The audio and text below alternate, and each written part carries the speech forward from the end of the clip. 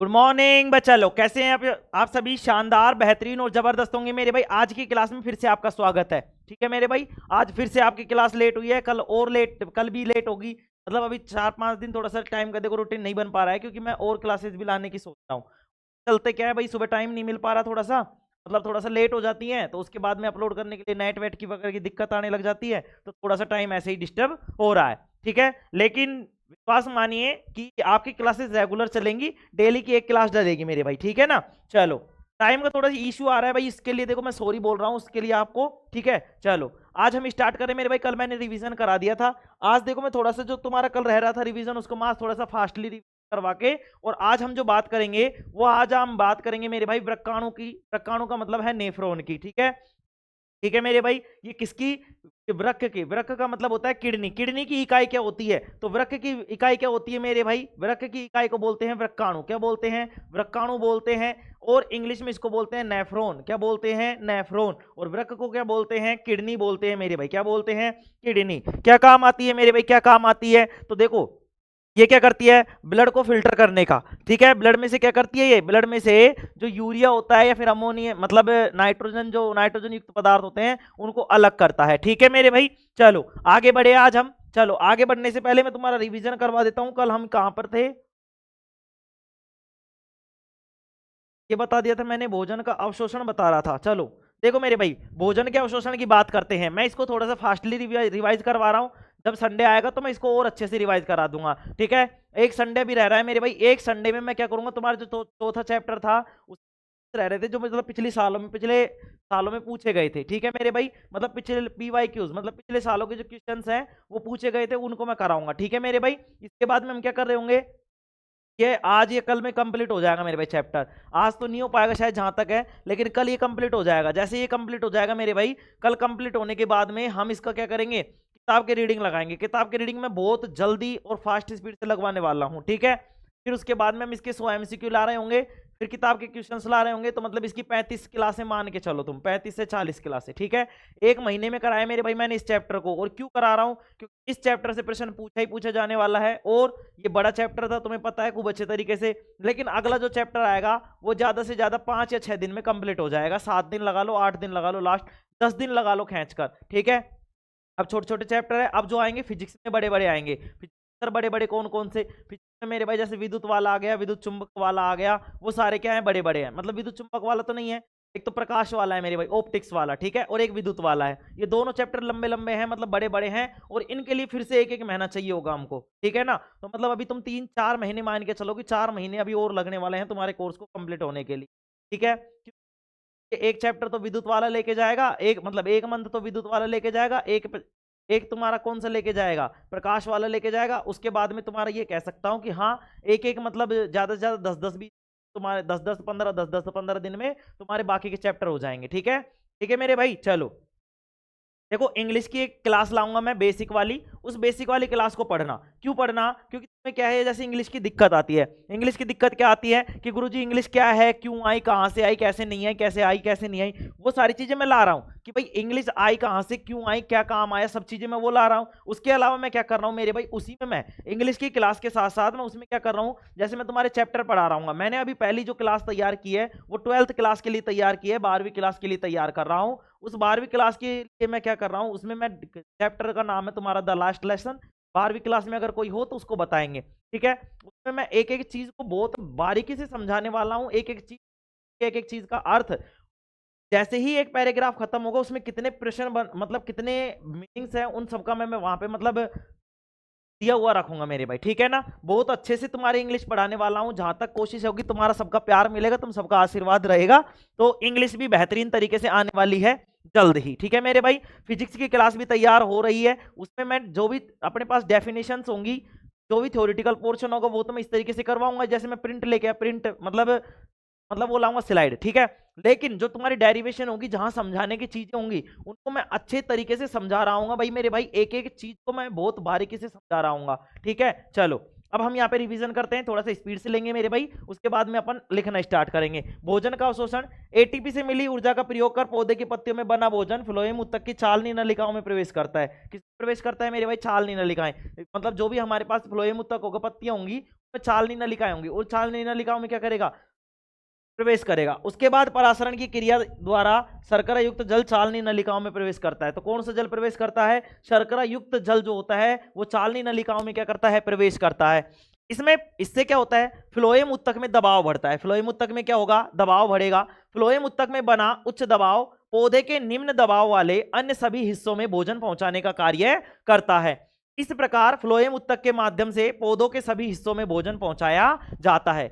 तो जी मैथ भी मेरे भाई, मैथ की भी कोशिश कर रहा हूं। अगर मैथ की देखो, मैथ तो क्या है, देखो मेरी वीक है वैसे हालांकि, ठीक है तुम्हारी दया से। हाँ लेकिन देखो मैं मैथ की जो इंपॉर्टेंट प्रश्नावली, जैसे कि समांतर श्रेणी हो गई, ट्रिग्नोमेट्री वाली हो गई है ना, और तुम्हारा जो दो बिंदुओं के बीच की दूरी वाली वो वाली हो गई, प्रायिकता हो गई। उसके अलावा जो तुम्हारी छठी प्रश्नावली जो तुम्हें सबसे कठिन लगती है, उसको मैं इजी वे में लाने की कोशिश कर रहा हूं मेरे, है ना। चलो बहुपद वाली भी देखो, जो भी मुझसे बन पड़ेगा मैं सारा करने के लिए तैयार हूं मेरे भाई। एक शरीर है, इतने सारे काम है, मतलब मुझे खुद का भी देखना पड़ता है, तुम्हारा भी देखना पड़ता है, बाकी और दोस्त वगैरह का भी देखना पड़ता है, घर वालों का भी देखना पड़ता है, सबका देखना पड़ता है।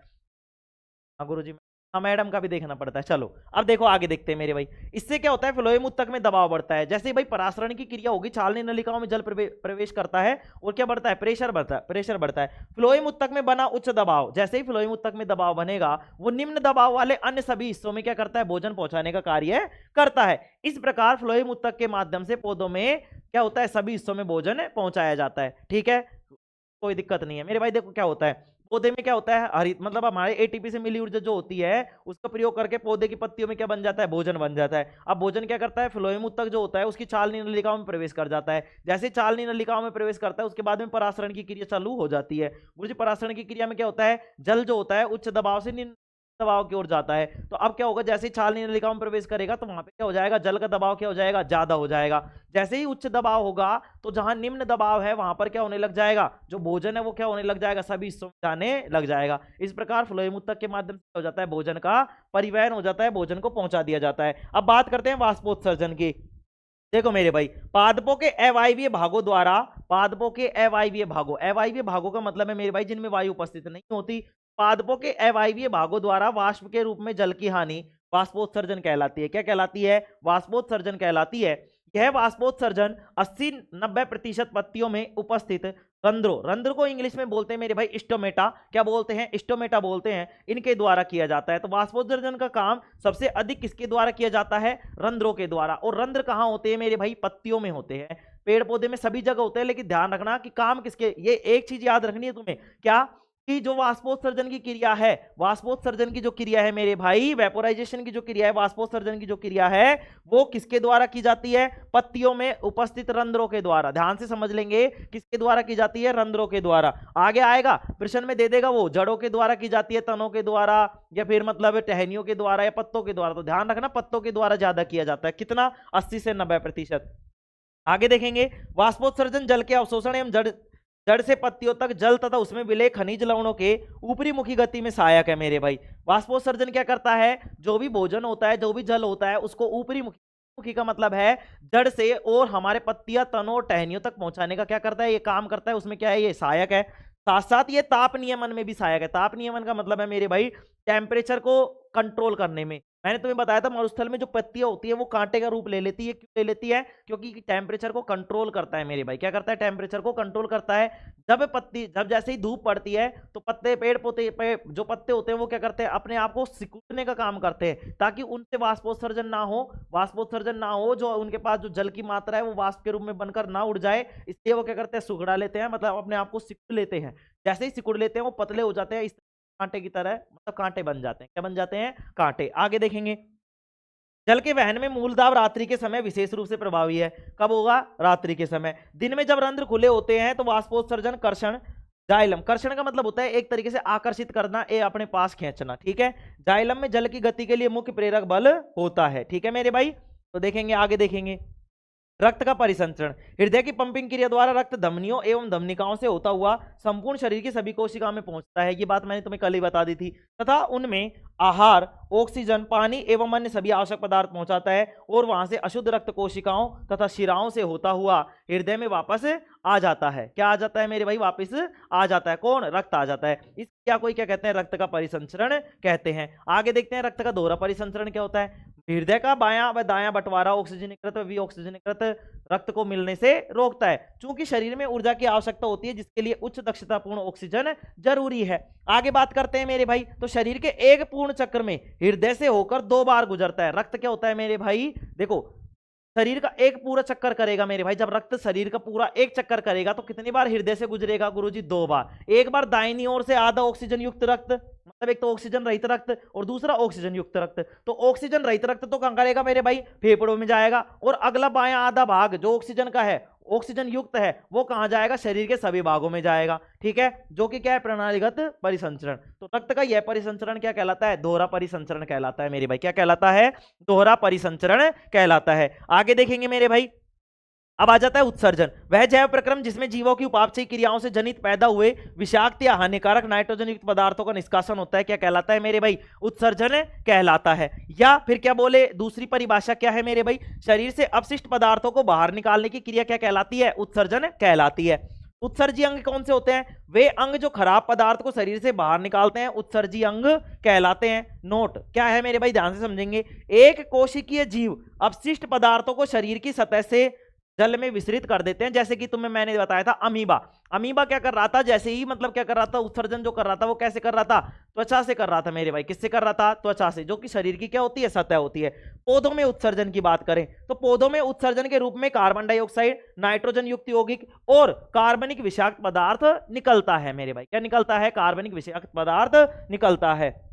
आगे देखेंगे, रेजिन या गोंद भी एक प्रकार का अपशिष्ट है। रेजिन या गोंद भी क्या एक प्रकार का अपशिष्ट है जिसका पेड़ पौधे उत्सर्जन करते हैं। 2000 कौन सी गई है अभी? ये 2025 चल रही, 2024 है ना? 2024 2024 हाँ 2024 में पूछा हुआ प्रश्न है मेरे भाई। जो इस साल 12वीं क्लास में है उनके आया था कि रेजिन या गोंद, ये गोंद पूछा था कि किस क्या है भाई? एक तरीके से क्या है? ये अपशिष्ट है। कैसे निकलता है? पेड़ की छाल, पेड़ के तने पे निकलता है। आगे देखेंगे, मानव के प्रमुख उत्सर्जी अंग फेफड़े, बड़ियात, यकृत, त्वचा और वृक्क। फेफड़े, मानव में फेफड़े कार्बन डाइऑक्साइड का और वाष्पशील पदार्थों का उत्सर्जन करते हैं। बड़ियात शरीर में अपचित भोजन का उत्सर्जन करती है।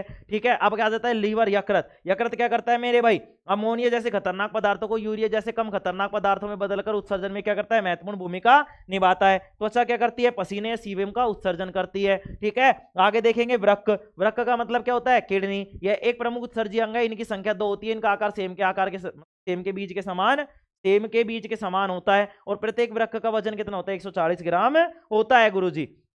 नेफ्रॉन की बात की हमने, नेफ्रॉन की बात की तो देखो मेरे भाई, वृक्क पेरिटोनियम नामक झिल्ली में बंद रहते हैं। वृक्क की इकाई को नेफ्रॉन कहते हैं। ठीक है, वृक्क रक्त को छानता है तथा रक्त में उपस्थित अपशिष्ट पदार्थ या मूत्र को निकालता है। मूत्र में यूरिया, अमोनिया, यूरिक अम्ल पाया जाता है जो कि खतरनाक पदार्थ होता है। इसमें तो कोई समझाने की चीज है ही नहीं। मूत्र बनने के बाद मूत्र वाहिनी से होता है वो मूत्राशय में आता है। मैंने बताया था जैसे मूत्र बनेगा, इन वृक्क में मूत्र बनेगा, वो मूत्र वाहिनी से मूत्राशय में आ जाएगा और मूत्र मार्ग द्वारा क्या कर दिया जाएगा? बाहर निकाल दिया जाएगा। अब आता है हमारे पास अपोहन। अपोहन को बोलते हैं इंग्लिश में डायलिसिस। क्या बोलते हैं मेरे भाई? डायलिसिस। तो वृक्क में रक्त को छाना जाता है। वृक्क में क्या किया जाता है? रक्त को छाना जाता है, मतलब रक्त को फिल्टर किया जाता है। इस क्रिया को ही अपोहन कहते हैं, मतलब डायलिसिस कहते हैं। अब मेरे भाई आगे लिखेंगे वृक्काणु या नेफ्रॉन। अब देखो लिखते जाएंगे मेरे भाई, लिखेंगे वृक्काणु या नेफ्रॉन, जल्दी जल्दी लिखेंगे मेरे भाई, है ना? देखो अपन ने आज टाइम बर्बाद कर दिया बहुत सारा। चलो लिखेंगे वृक्काणु या नेफ्रॉन, लिखेंगे वृक्काणु या नेफ्रॉन। दिख रहा है सभी को? वृक्काणु या नेफ्रॉन,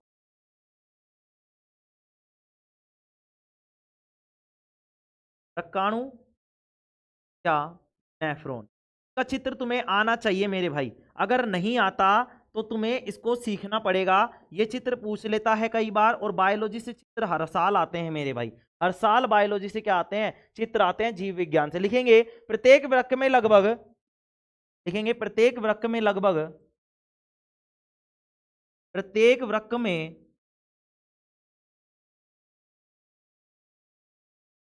लगभग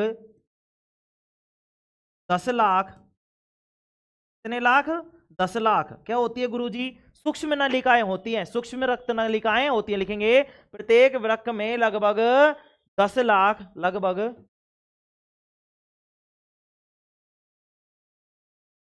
10 लाख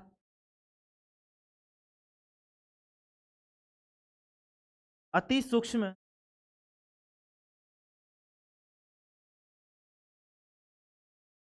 नलिकाएं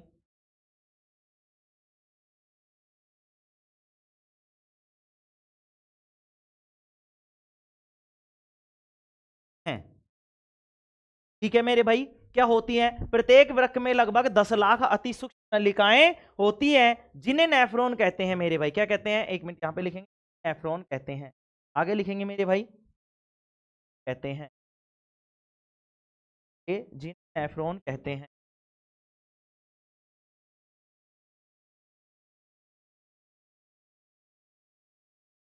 इन्हें नेफ्रॉन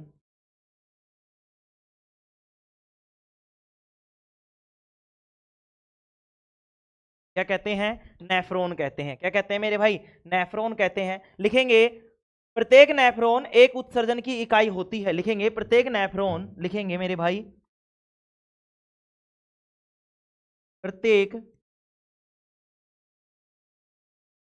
नेफ्रॉन एक उत्सर्जन की इकाई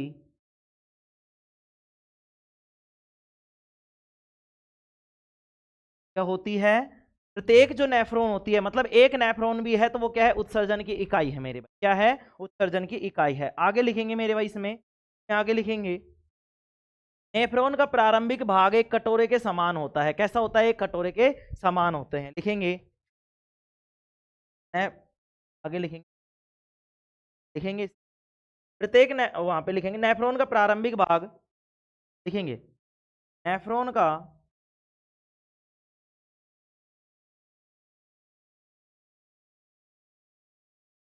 प्रारंभिक भाग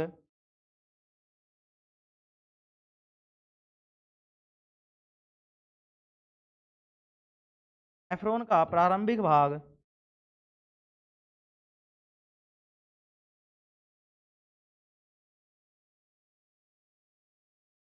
एक कटोरे के समान होता है।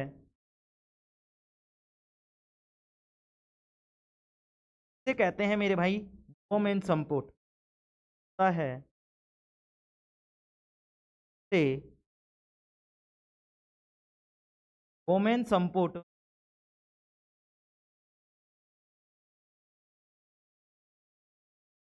कहते हैं। क्या कहते हैं मेरे भाई? बोमेन संपुट कहते हैं। क्या कहते हैं मेरे भाई? जिसे बोमेन संपुट कहते हैं। दिख रहा है सभी को? दिख रहा है मेरे भाई? जिसे क्या कहते हैं?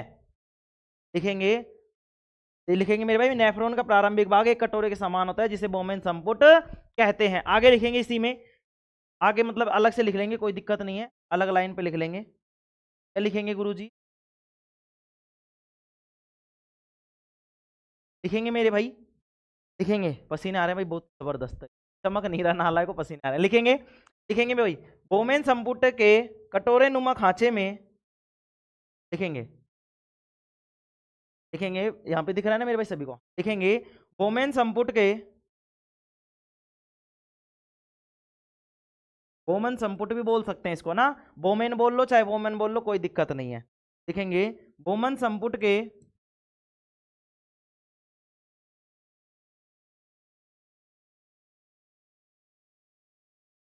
आ जाओगे, देखो मेरे भाई, लिखेंगे बोमन संपुट के कटोरे नुमा खांचे में,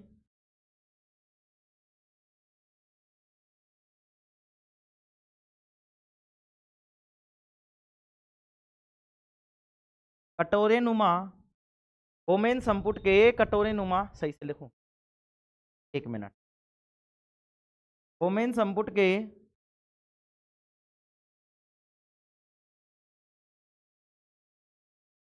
कटोरे नुमा खांचे में लिखेंगे, कटोरे नुमा खांचे में, कटोरे नुमा खांचे में रक्त नलिकाओं का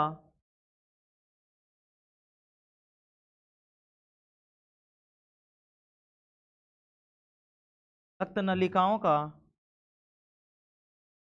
लिखेंगे वोमेन संपुट के कटोरे नुमा खांचे में रक्त नलिकाओं का क्या होता है मेरे भाई, गुच्छा होता है, लिखेंगे गुच्छा।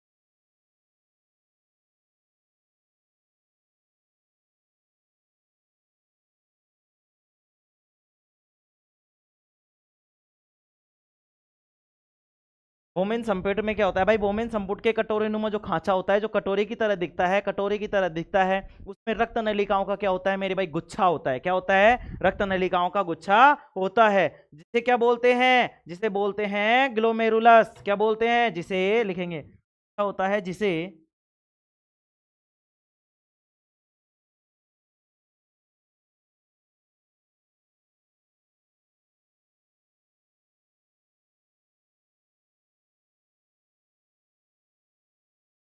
ग्लोमेरुलस कहते हैं। जिसे क्या कहते हैं मेरे भाई, ग्लोमेरुलस कहते हैं, ग्लोमेरुलस कहते हैं, ग्लोमेरुलस कहते हैं, ग्लोमेरुलस कहते हैं,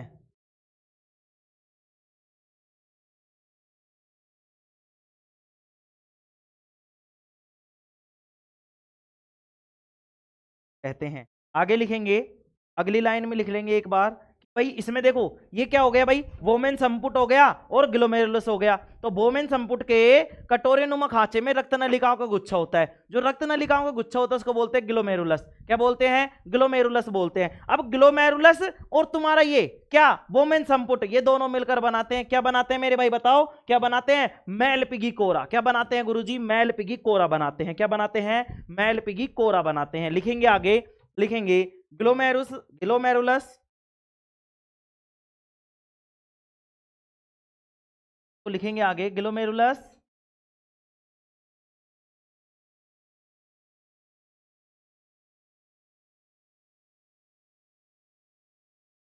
ग्लोमेरुलस एवं वोमेन संपुट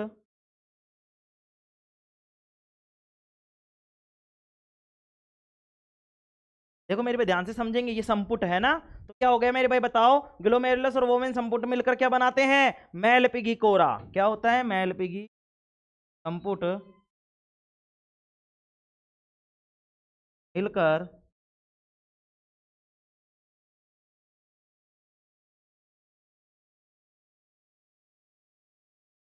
मैल पिगी कोरा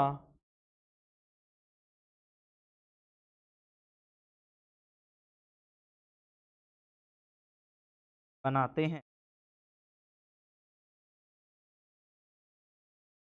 बनाते हैं भाई, मैल पिगी कोरा बनाते हैं। क्या बनाते हैं, मैल पिगी कोरा बनाते हैं। ठीक है, चलो अब मैं इसमें क्या कर देता हूं, तुम्हारे लिए इसकी फोटो दिखा देता हूं कैसा होता है, फिर इसके बाद में हम करेंगे क्या, नेफ्रॉन के भाग। नेफ्रॉन के भाग, पहले नेफ्रॉन के भाग तो पता होना चाहिए, तो पहले मैं इसके क्या करता हूं, भाग बताता हूं। कैसे दिखाऊंगा मैं, देखता हूं कैसे दिखा।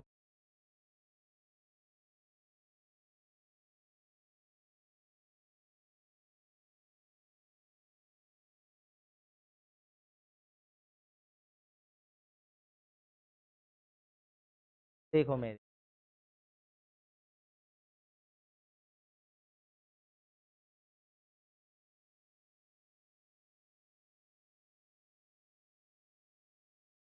दिख रही है सभी को,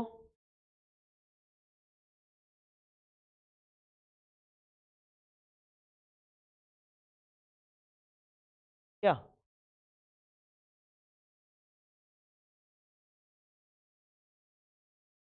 चलो इसको बड़ा करके दिखा देता हूं अभी तो, हाँ, बाद में उधर चिपका दूंगा।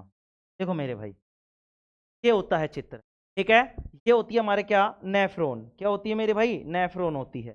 क्या होती है, नेफ्रॉन। ये एक नेफ्रॉन की संरचना है, एक वृक्काणु की संरचना है कि एक नेफ्रॉन ऐसी होती है और बहुत सारी नेफ्रॉन मिलकर क्या बनाती है, हमारे किडनी बनाती है। क्या बनाती है, किडनी। देखो मेरे भाई ध्यान से समझेंगे, ये होता है कोशिकाओं का गुच्छा। क्या होता है, कोशिकाओं का गुच्छा। अब ये कोशिकाओं का गुच्छा भी देखो इस तरीके से गोल दिख रहा है कि नहीं दिख रहा, तो तरह है, ये कटोरे की तरह, तो इसको बोलते हैं वोमन संपुट। क्या बोलते हैं?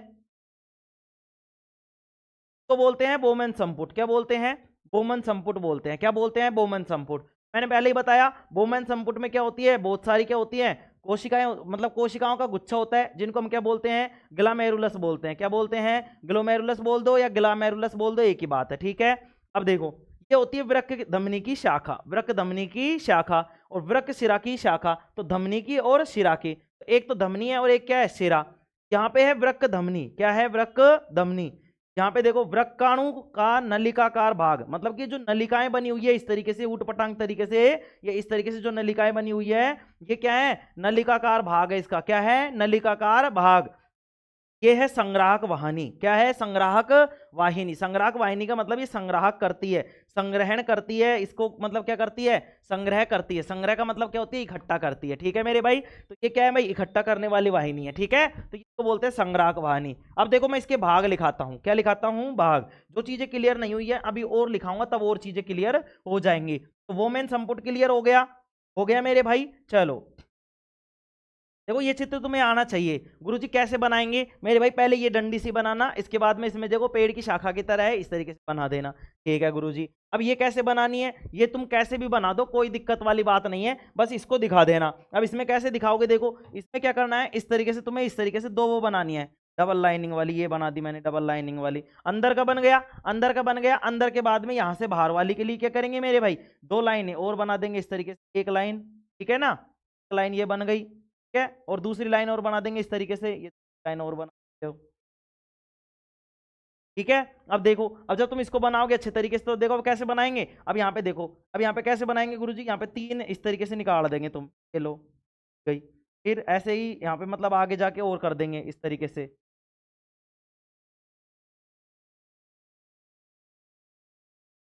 है ना, इस तरीके से। और बाद में अब इन पे डबल डबल कर देना इस तरीके से,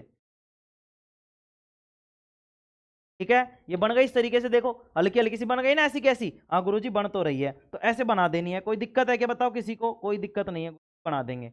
बनाना ही है मेरे भाई, है ना। देखो इस तरीके से तुम बना देना। फिर नीचे क्या करना है मेरे भाई, इस तरीके से क्या करना है, इस तरीके से मिला देना, ये मिला दी मैंने, ठीक है, मिला दी। अब मिलाने के बाद में यहाँ पे इस तरीके, तो ये मिला दी लो, ठीक है। और अब क्या करना है इसके बाद में, बस हो गया, हो गई, लो मिला दो, लो मिला दो, ये लो, तरीके से मिला देना, बन गई है इस तरीके से। अब इसके बाद में क्या करना है, यहाँ के बाद में देखो इस तरीके से, जो हमारे पास ये वाली, जो ये लाल वाली जा रही थी ना, ये लाल वाली है, तो ये लाल वाली जाके इधर से इसको यहाँ वो मेन संपुट में इस तरीके से, मतलब ये इस तरीके से लगा देंगे, लगा दी। इसके बाद में यहाँ से दो इस तरीके से निकाल देंगे, निकाल दी। अब देखो इसके बाद में यहाँ से दो इस तरीके से निकालेंगे, निकल रही है ना ये वाली, देखो ये निकल गई। अब इसके बाद में तुम यहाँ पे आगे जाके यहाँ पे इस तरीके से, और यहाँ पे तुम इसमें कर करा के यूं जाके, तो जाके और जुड़ जाएगी। हाँ गुरुजी जुड़ जाएगी। फिर इसके बाद में एक पेड़ बना देना इस तरीके से, मिटाते जाना, यहाँ पे इस तरीके से मिटाया, और इसके बाद में इस तरीके से डाली सी बना दी,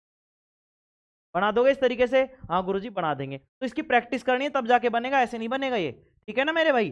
चलो ठीक है मेरे भाई, बताओ कोई दिक्कत इसमें? कोई दिक्कत नहीं है गुरु, समझ में आ गया किस तरीके से बनाना है? हाँ गुरु जी। चित्र बता दिया मैंने, हाँ गुरु जी। वोमेन संपुट बता दिया, हाँ गुरु जी। वोमेन संपुट के बाद में कैसे बनेगा चित्र, ये भी बता दिया, हाँ गुरु जी। चलो ठीक है, अब अपन बढ़ते हैं आगे। कहाँ बढ़ते हैं मेरे भाई? आगे बढ़ते हैं,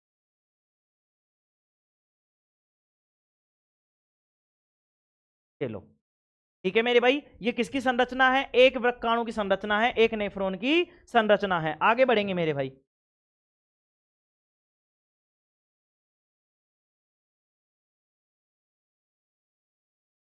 ठीक है। चलो आगे बढ़े, आगे बढ़ते हैं, मेरे देखेंगे अब आगे लिखेंगे अपन क्या, क्या लिखेंगे आगे, आगे हम लिखेंगे मेरे भाई, आगे मेरे भाई लिखेंगे हम,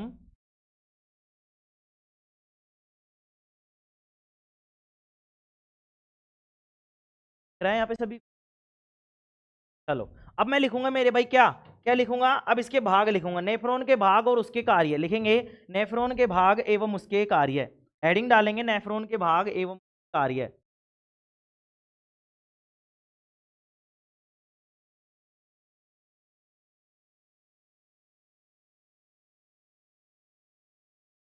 नेफ्रॉन के भाग एवं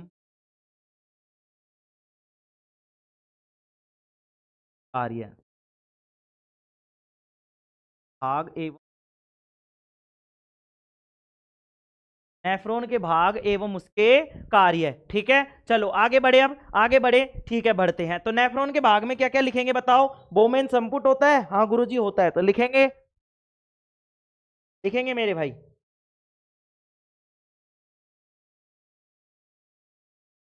ये बोमेन संपुट,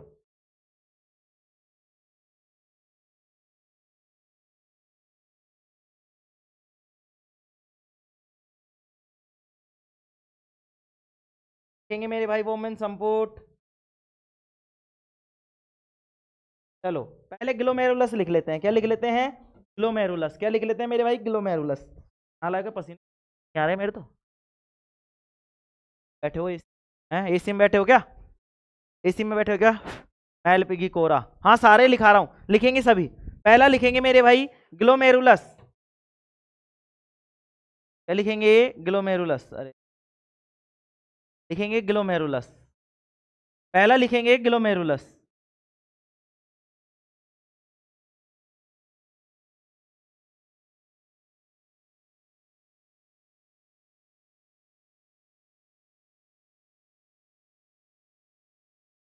लिखेंगे ग्लोमेरुलस।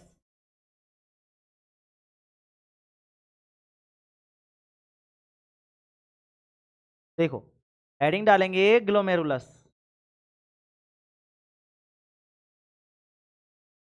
लिखेंगे मेरे भाई ग्लोमेरुलस में। चैप्टर भाई कल तुम्हारा कंप्लीट हो जाएगा 99.99%। 1% की फिर भी नहीं कह रहा मैं, कुछ और चीज आ गई मान लो तो उसको कराऊंगा फिर मैं, ध्यान आ गया मेरे मान। ठीक है, तो ये आ गया ग्लोमेरुलस। क्या आ गया? ग्लोमेरुलस। ठीक है ना? चलो ग्लोमेरुलस में लिखेंगे, ग्लोमेरुलस में लिखेंगे यह रक्त को छानने का काम करता है। लिखेंगे यह रक्त को,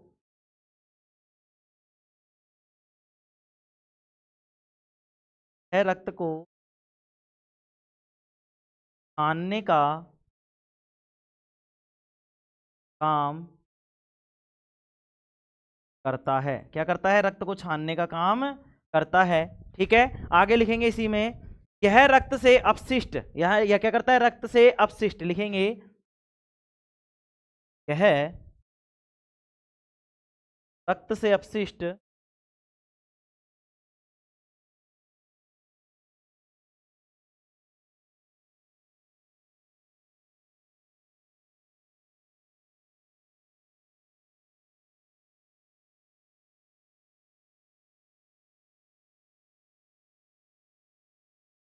यह रक्त से अपशिष्ट अतिरिक्त पानी, एक तो रक्त से अपशिष्ट कोमा अतिरिक्त पानी,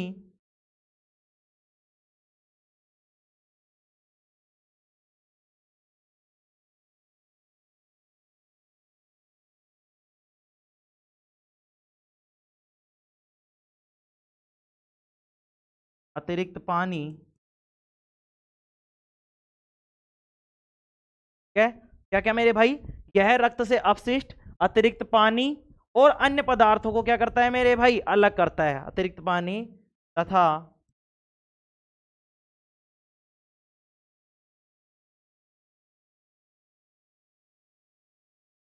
अन्य पदार्थों को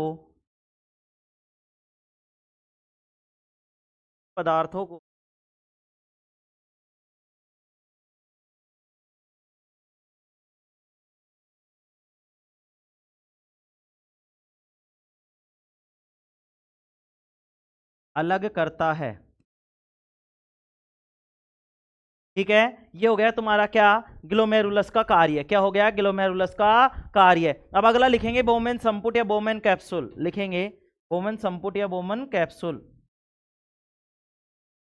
अगली हेडिंग डालेंगे बोमन संपुट या बोमन कैप्सूल। लिखेंगे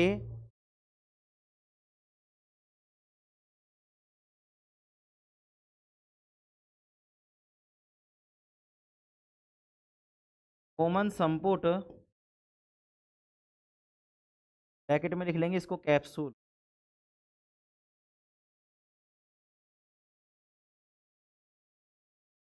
क्या मेरे भाई?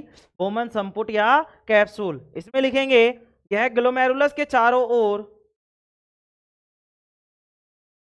यह ग्लोमेरुलस के चारों ओर, यह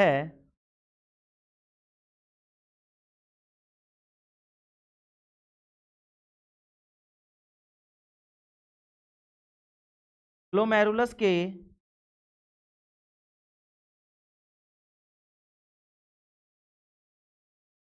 चारों ओर कैसी संरचना होती है? कप के आकार की। तो लिखेंगे यह ग्लोमेरुलस के चारों ओर, यह ग्लोमेरुलस के चारों ओर एक कप की आकार की संरचना है। लिखेंगे यह ग्लोमेरुलस के चारों ओर एक कप के आकार की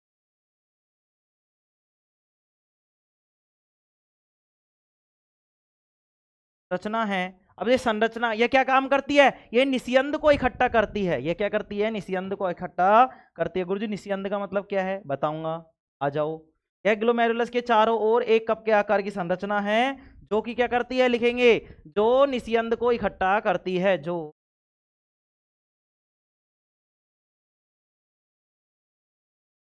निस्पंद नहीं है ये मेरे भाई, निस्यंद है। क्या है? निस्यंद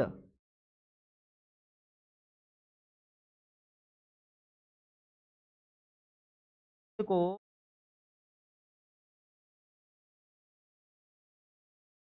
इकट्ठा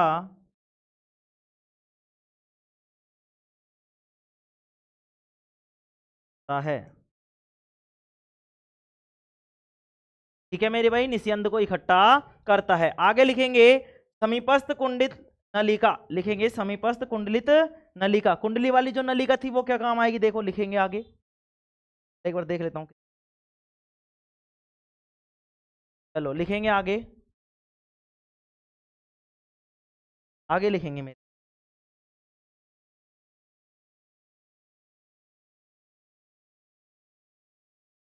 आगे लिखेंगे इसमें लिखेंगे मेरे भाई समीपस्थ कुंडलित नलिका।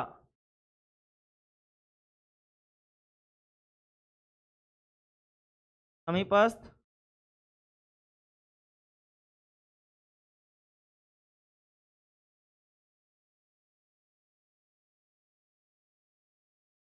नलिका, नलिका ये क्या काम करती है? देखो ध्यान से लिखेंगे इसमें। यह वोमेन कैप्सूल से जुड़ा होता है। लिखेंगे यह वोमन कैप्सूल से जुड़ा होता है।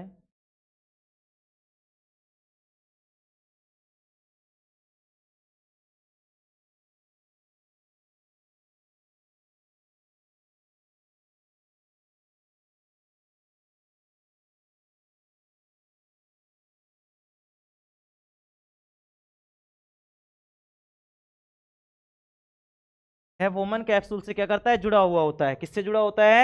वोमन कैप्सूल से जुड़ा हुआ होता है। और यहां से क्या होता है मेरे भाई? क्या होता है? यहां से ग्लूकोज का, एमिनो अम्लों का, इनका क्या होता है? पुनः अवशोषण होता है। तो लिखेंगे यहां से, लिखेंगे क्या होता है? और यहां से ग्लूकोज, और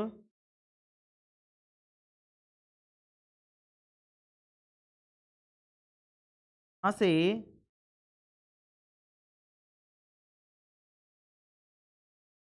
ग्लूकोज, एमिनो अम्ल,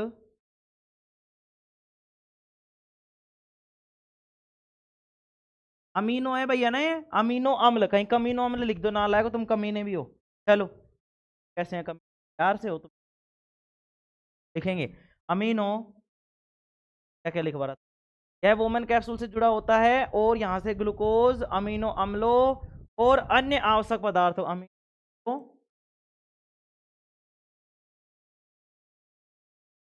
और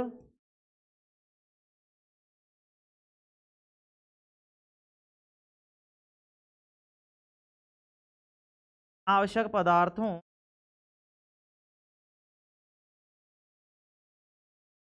का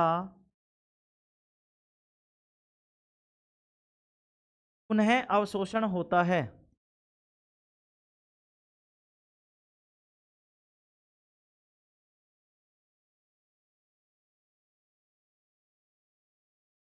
पुनः अवशोषण होता है। क्या होता है मेरे भाई? पुनः अवशोषण होता है। अब लिखेंगे हेनले लूप। ये मोस्ट इंपोर्टेंट है मेरे भाई, हेनले लूप। ठीक है, इसको स्टार लगा लेंगे, पार आने के चांसेस बन सकते हैं मैक्सिमम। लिखेंगे हेनले लूप। ठीक है, क्या लिखेंगे? Henle loop.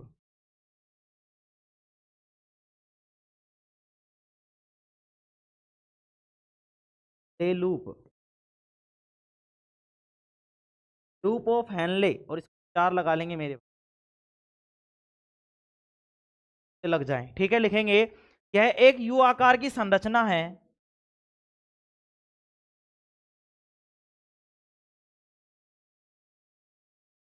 यह एक यू आकार की संरचना है।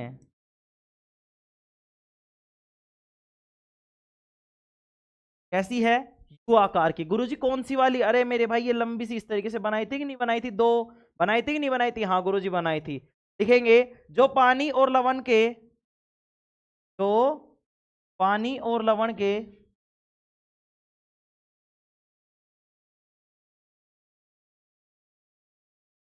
पानी लवण के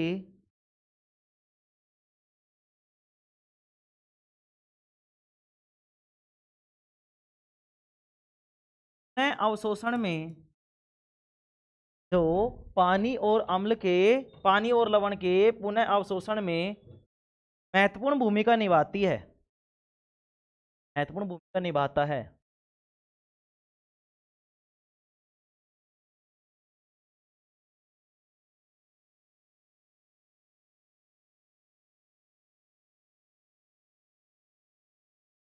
का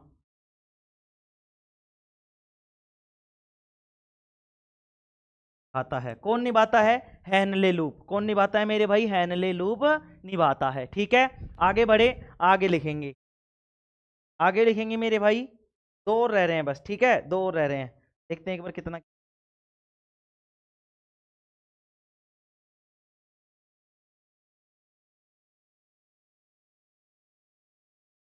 ठीक है मेरे भाई, यहां तक कोई दिक्कत किसी को?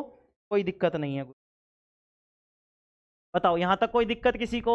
कोई दिक्कत नहीं है? एक बार लिखा देता हूं दो चीजें और, फिर इसके बाद में मैं समझा दूंगा इसको। ठीक है, चलो आगे बढ़ेंगे, आगे बढ़ेंगे मेरे भाई, और आगे लिखेंगे इसमें।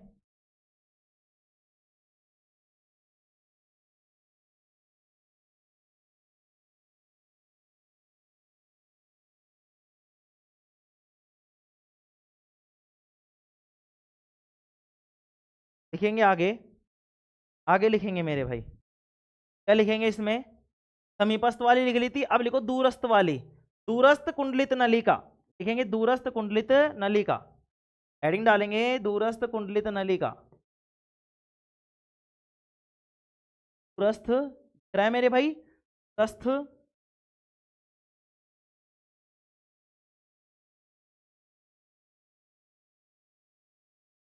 कुंडलित नलिका, दूरस्थ कुंडलित नलिका में लिखेंगे मेरे भाई। क्या लिखेंगे इसमें? लिखेंगे यह हेनले लूप से जुड़ा होता है, यह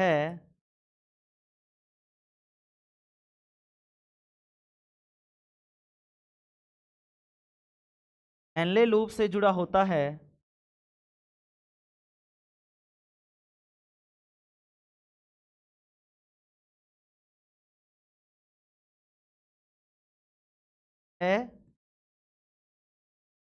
हेनले लूप से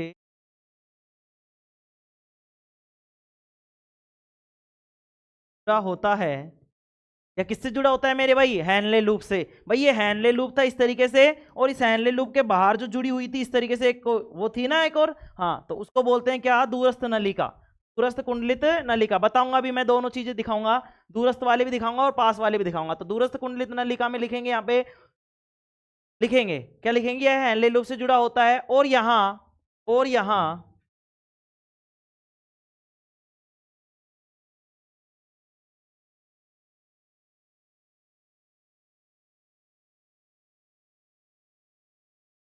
यहाँ क्या होता है मेरे भाई?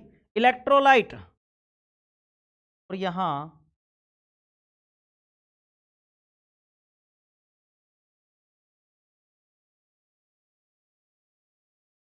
इलेक्ट्रोलाइट्स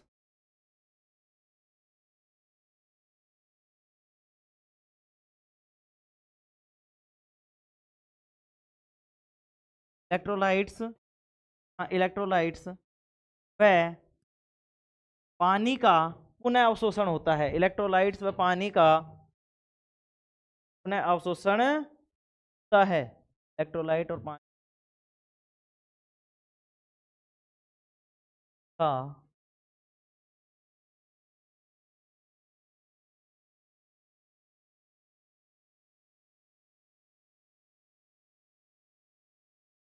पुनः अवशोषण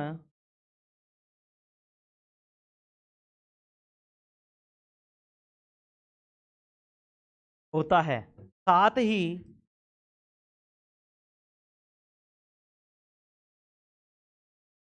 कुछ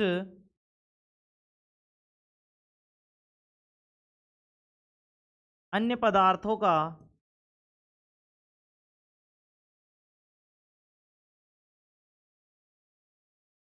स्राव भी होता है। स्राव भी होता है। स्राव भी होता है। साथ ही पदार्थों का स्राव भी होता है।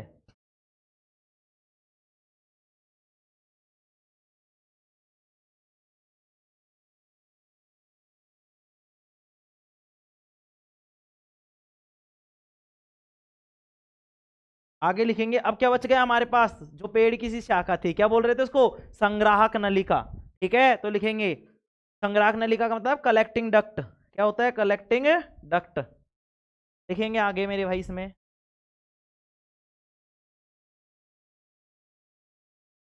लिखेंगे संग्राहक नलिका। लिखेंगे संग्रहण नलिका या संग्राहक नलिका। ग्राहक नलिका।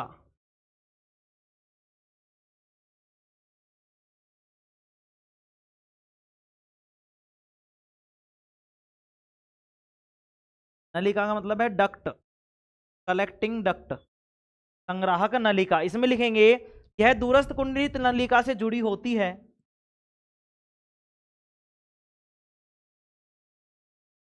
यह दूरस्थ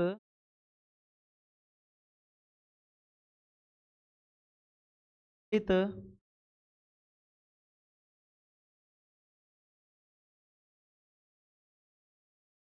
नलिका से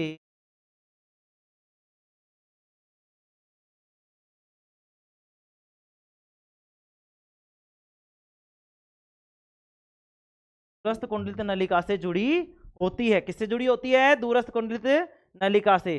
और मूत्र को संग्रहित करती है। और क्या करती है, मूत्र को संग्रहित करती है।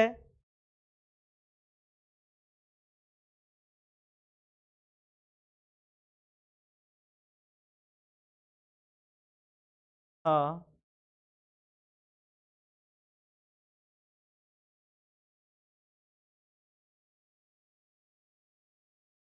रहित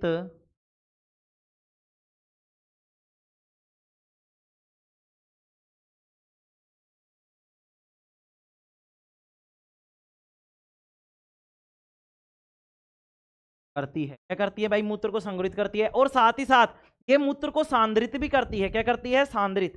ठीक है, और लिखेंगे यह मूत्र को सांद्रित भी करती है, यह सांद्रित करने में मदद करती है। लिखेंगे यह मूत्र को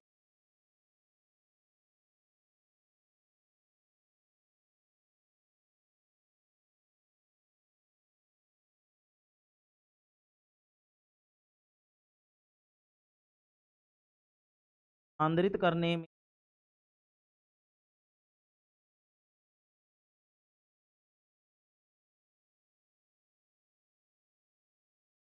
मदद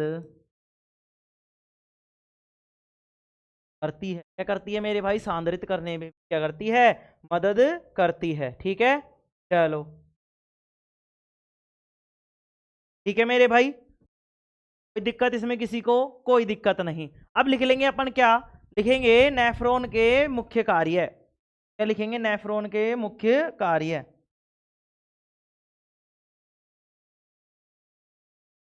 नेफ्रॉन के मुख्य कार्य।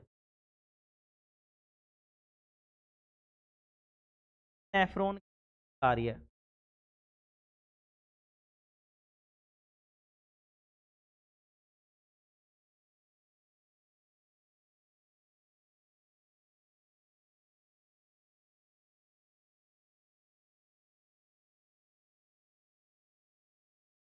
लिखेंगे मेरे भाई नेफ्रॉन के मुख्य कार्य।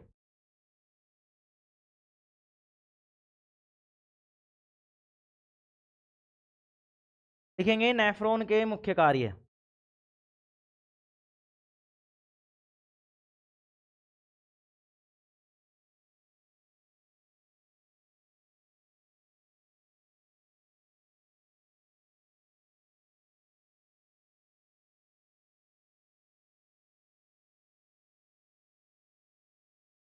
कार्य अब कौन कौन से हैं मेरे भाई? लिखेंगे पहला तो, देखो मैं यहीं पे 3-4 पॉइंट बना के लिख रहा हूँ, लिख ले, ऐसे ही लिख लो। नेफ्रॉन का मुख्य कार्य, नेफ्रॉन के मुख्य कार्य लिखेंगे। नेफ्रॉन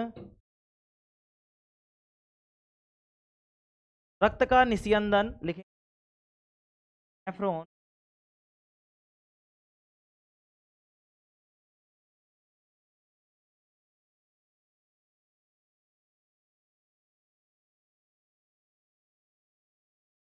रक्त का निस्यंदन।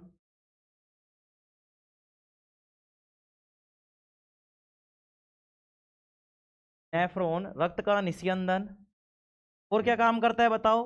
रक्त के निस्यंदन के अलावा बताओ। तापमान का भी नियंत्रण करता है। किसका काम करता है ये? सॉरी, तापमान का नहीं, रक्तचाप का। किसका?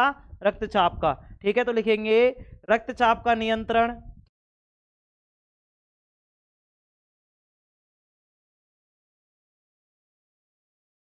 रक्तचाप का नियंत्रण, रक्तचाप बोल दो, रक्तदाब बोल दो। क्या मेरे भाई? रक्तचाप का नियंत्रण।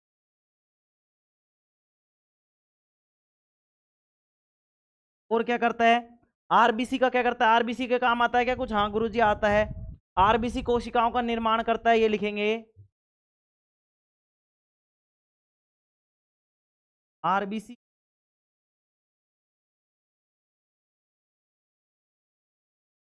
कोशिकाओं का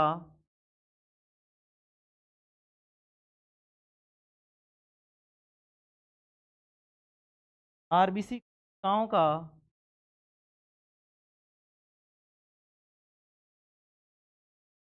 उत्पादन करता है। आरबीसी कोशिकाओं का उत्पादन ही लिखेंगे, आरबीसी कोशिकाओं का उत्पादन।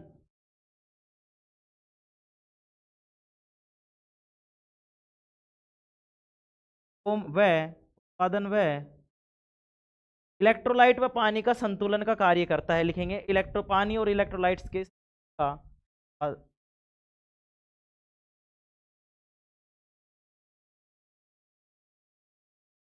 है।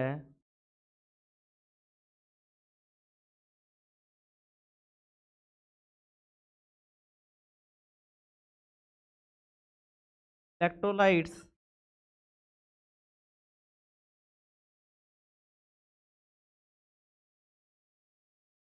हम इलेक्ट्रोलाइट्स है।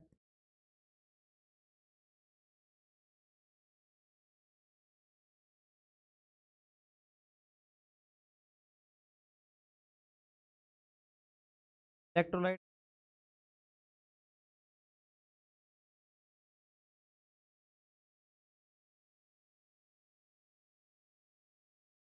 का कार्य करता है।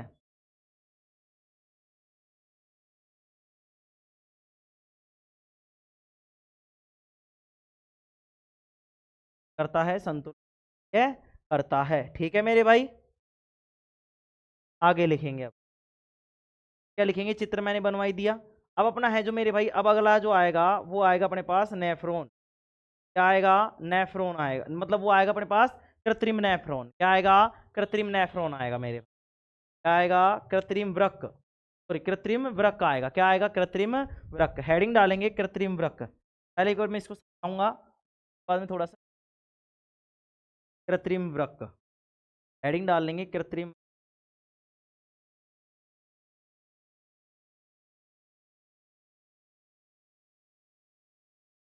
कृत्रिम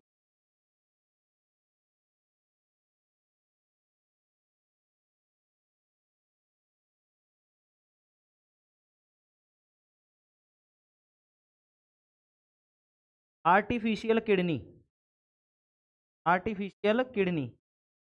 टाइम बताएंगे एक बार, देखिए कितना हो गया, बाद में सोच करना भी तो।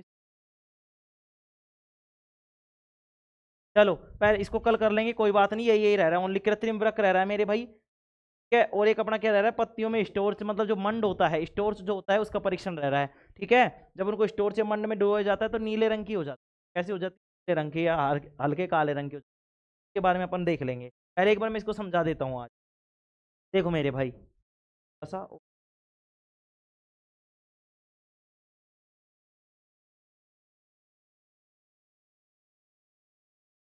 देखो मेरे भाई, ये चीज है, क्या है भाई, वृक्काणु या नेफ्रॉन, प्रत्येक वृक्क में लगभग, प्रत्येक वृक्क में मतलब जो बहुत एक वृक्क है, मतलब अपने पास जो एक वृक्क है उसमें लगभग 10 लाख अति सूक्ष्म नलिकाएं होती हैं, जिन्हें नेफ्रॉन कहते हैं। क्या कहते हैं, जिन्हें नेफ्रॉन, मतलब ये ऐसी संरचना है ना, ये एक संरचना है, ऐसी 10 लाख संरचनाएं होंगी। कितनी, 10 लाख गुरुजी, 10 लाख, हाँ मेरे भाई 10 लाख लगभग है। ठीक है, लगभग 10 लाख।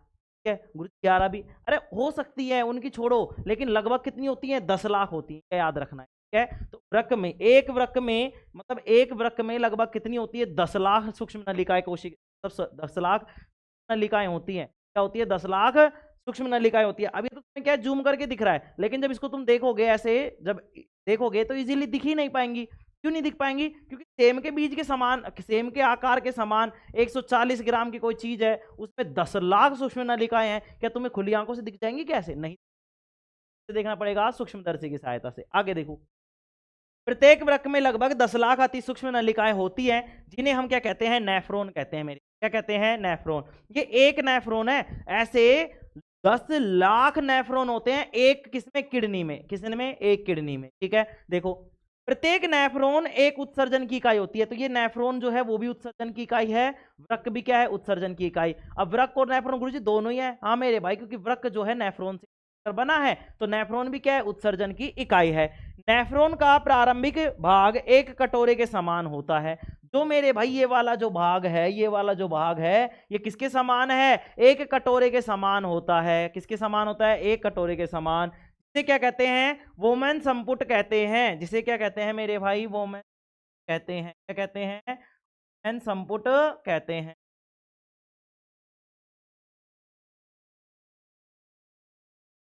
वोमेन संपुट कहते हैं। इस वोमेन संपुट में एक कटोरे नुमा खांचे में रक्त नलिकाओं का गुच्छा होता है। ये जो इसमें अंदर जो दिख रही है, ये गुच्छा, इसमें छोटे छोटे से तुम्हें गुच्छे दिख रहे होंगे, छोटे छोटे से, वो रक्त नलिकाओं के गुच्छे हैं, और उन्हें हम क्या बोल रहे हैं, ग्लोमेरुलस बोल रहे हैं। क्या बोल रहे हैं, ग्लोमेरुलस। तो ध्यान से समझेंगे, जो नेफ्रॉन होता है उसका जो प्रारंभिक भाग होता है, उसमें एक कटोरे जैसी संरचना होती है, जिसको हम वोमेन संपुट बोलते हैं। क्या बोलते हैं, वोमेन संपुट बोलते हैं। और क्या काम आता है गुरुजी, रक्त को छानने में काम आता है। रक्त से क्या होता है, अपशिष्ट को और अतिरिक्त पानी को क्या करता है, अलग अलग करता है। क्या करता है, अलग अलग करता है। तो ये समझ में आ गया मेरे भाई, वोमेन संपुट होता है। अब इस वोमेन संपुट के जो कटोरे नुमा खांचा है, कटोरे नुमा जो खाली जगह है, उसमें बहुत सारी रक्त नलिकाओं का गुच्छा होता है, जिसे हम ग्लोमेरुलस कहते हैं। और ग्लोमेरुलस और वोमेन संपुट दोनों मिलकर क्या बना लेते हैं, मैलपिगी कोरा बना लेते हैं। क्या बना लेते हैं, मैलपिगी कोरा।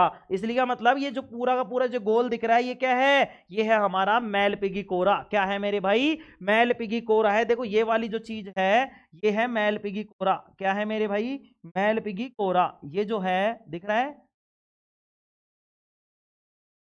ये है मेरे भाई मैलपिगी कोरा। देखो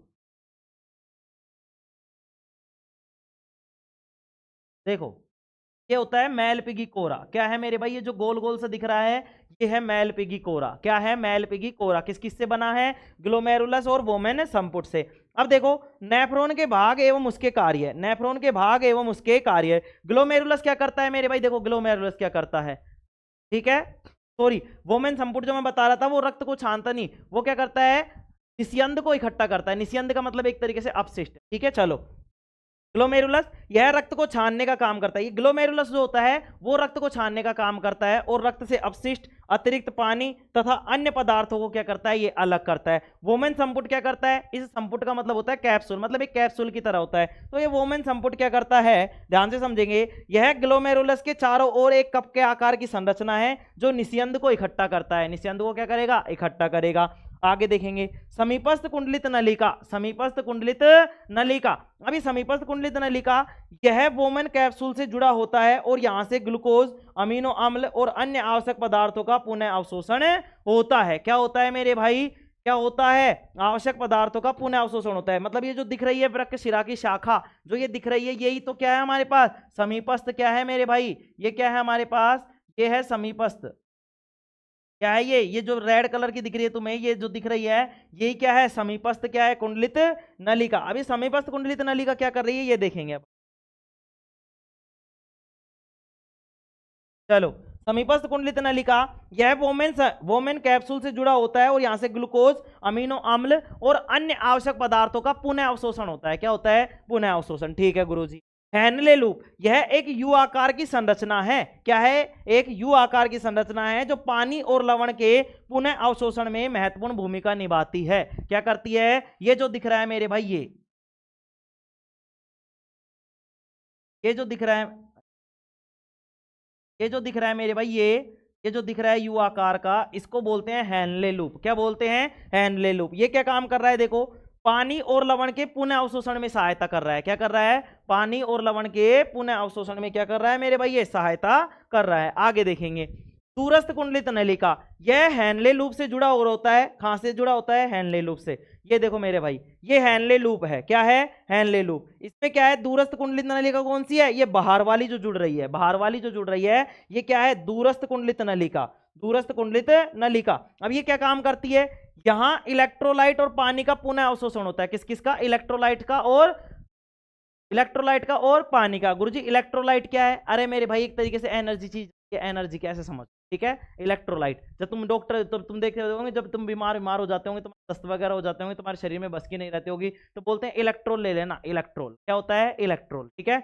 समझाऊंगा जब तुम्हारे तंत्रिका तंत्र वाला आएगा। देखो यह हेनले लूप से जुड़ा होता है और यहां से इलेक्ट्रोलाइट्स व पानी का पुनः अवशोषण होता है। साथ ही कुछ अन्य पदार्थों का स्राव भी होता है, अन्य पदार्थों का स्राव भी होता है। संग्राहक नलिका यह दूरस्थ कुंडलित नलिका से जुड़ी होती है। किससे जुड़ी होती है, दूरस्थ कुंडलित नलिका से, ठीक है। आगे देखेंगे तथा मूत्र को संग्रहित करती है। यह मूत्र को सांद्रित करने में भी मदद करती है। तो देखो मेरे भाई, ये किससे जुड़ रही है, संग्राहक नलिका से। कौन सी, संग्राहक, ये संग्राहक वाहिनी हो गई, ये संग्राहक नलिका है अपनी। क्या है, ये संग्राहक नलिका। इस संग्राहक नलिका से कौन जुड़ी होती है, दूरस्थ वाली। दूरस्थ वाली कौन सी है, जो अंदर ये पीले पीले रंग की है, इसको बोलते हैं दूरस्थ कुंडलित नलिका। इस पूरे को बोलते हैं, देखो मेरे भाई, इस पूरे को बोलते हैं हेनले लूप। क्या बोलते हैं, हेनले लूप। जो ये अंदर पीले पीले कलर की है ये वाली, इसको बोलते हैं दूरस्थ कुंडलित नलिका। क्या बोलते हैं, दूरस्थ कुंडलित नलिका, ठीक है। किससे जुड़ी होती है, हेनले लूप से। किससे जुड़ी होती है मेरे भाई, हेनले लूप से जुड़ी हुई होती है। बताओ कोई दिक्कत इसमें, कोई दिक्कत नहीं है, ठीक है। आ गया समझ में, इसमें कोई दिक्कत किसी को, कोई दिक्कत नहीं है। कैसे जाता है मेरे भाई, देखो इसमें से रक्त जाएगा, यहाँ पे छनेगा, छनने के बाद में सिरा में आएगा, सिरा से मतलब ये पूरे हेनले लूप में घूमेगा, और धमनी, देखो ये वृक्क धमनी है, तो वृक्क धमनी में फिर वापस चला जाएगा, ठीक है। इधर क्या होगा, जो भी हमारा अपशिष्ट होगा, जो कहाँ चला जाएगा, संग्राहक नलिका में चला जाएगा। संग्राहक नलिका में क्या चला जाएगा, निस्यंद चला जाएगा, ठीक है। अब नेफ्रॉन के मुख्य कार्य क्या है मेरे भाई, नेफ्रॉन जो होता है ये करता है रक्त का निस्यंदन। क्या करता है, रक्त का निस्यंदन करता है। रक्त का क्या करता है, निस्यंदन करता है। रक्तचाप का नियंत्रण करता है, मतलब जो ब्लड प्रेशर है उसको भी कंट्रोल करता है। ब्लड प्रेशर तुमने देखा होगा, किसी के बीपी कम या ज्यादा हो जाती तो बार बार टॉयलेट जाने लग जाता है ना। कोई होता है जिसका मतलब टॉयलेट ही नहीं जाता, तो दिक्कत क्यों हो रही है, क्योंकि मूत्र का जो मतलब जो ब्लड है उसका क्या है, प्यूरिफाई नहीं हो पा रहा, वो शुद्ध ही नहीं हो पा रहा। अगर शुद्ध नहीं हो पा रहा तो अमोनिया जैसे हानिकारक जो पदार्थ हैं वो नेफ्रॉन में से होकर जा ही नहीं पा रहे, मतलब नेफ्रॉन उनको पकड़ ही नहीं पा रहा। क्यों, क्योंकि ब्लड प्रेशर भी क्या हो गया, बिगड़ गया, और जैसे ही ब्लड प्रेशर बिगड़ा तो सिस्टम पूरा बिगड़ गया। तो मेरे भाई ये क्या कर रहा है, ब्लड प्रेशर का भी नियंत्रण कर रहा है। आरबीसी कोशिका कोशिकाओं का उत्पादन कर रहा है, मतलब आरबीसी क्या बना रहा है, नई नई आरबीसी बना रहा है, एवं इलेक्ट्रोलाइट्स और पानी के संतुलन का कार्य कर रहा है। क्या कर रहा है, इलेक्ट्रोलाइट और पानी के संतुलन का कार्य कर रहा है। अब कृत्रिम वृक्क पढ़ेंगे, जिनकी किडनी खराब हो जाती है, जिसको हम बोलते हैं डायलिसिस। क्या बोलते हैं, डायलिसिस बोलते हैं।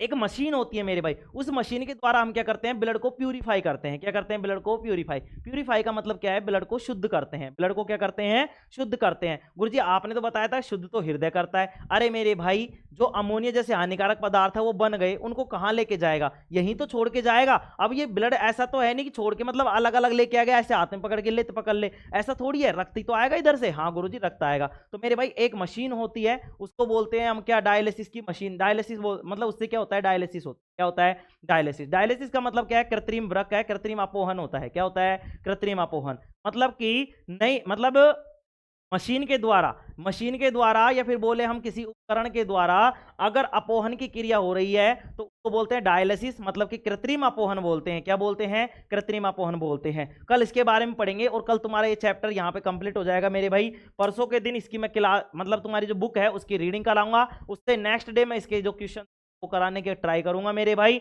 और उसके अगले संडे, जैसे ही संडे आएगा उसमें मैं तुम्हारे इसके एमसीक्यू वाले जो एबेस वाले क्वेश्चन है वो करा रहा हूँ। ठीक है मेरे भाई, देखो चैप्टर लंबा है, बड़ा है, तो तुम्हारी इसकी क्लासें मैं पहले ही बता चुका हूँ, 35-40 क्लासें होंगी। ठीक है मेरे भाई, क्लासों को मत देखना तुम, इसमें कंटेंट जो मैंने दिया उसको देखना, एक एक चीज को समझने का प्रयास करना मेरे भाई। एग्जाम टाइम जब आएगा इसको मैं तुम्हें 1 या 2 दिन में ही कंप्लीट करा रहा हूँ इस पूरे चैप्टर को। तुम्हारा जब रिवीजन चल रहा होगा तो इस तरीके से मैं इसको बार बार तुम्हारे दिमाग में मैं इसको डालता रहूंगा, तुम्हारे दिमाग में चीजें ऐसी क्लियर करके बैठाऊंगा तुमने सोची। ठीक है मेरे भाई, चलो आज के लिए इतना ही काफी मेरे भाई। Thank you all of you, take care, love you all, और ध्यान रखना अपना। ठीक है, कल मिलते हैं फिर से वापस, और ये तुम्हारा फ्लाइंग किस। चलो ठीक है, चलो ठीक है।